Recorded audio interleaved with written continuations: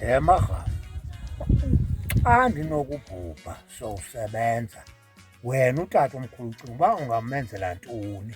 Ndakuthengela imoto. Efile? Hayi bo, ndicinga ukuthi xa usaphila kaloku, esafile kaloku lula le nto. Sobe singcwabe, sobe sikwembele singcwabe. Undembele ndingcwabe, idlaka lam ligquba inkomo. Ewe, ifana nabanye abantu. Ligquba inkomo efana nabanye abantu? Lenziwa ngomhlaba? Hayi mzukulwana, ayihambi kanjalo.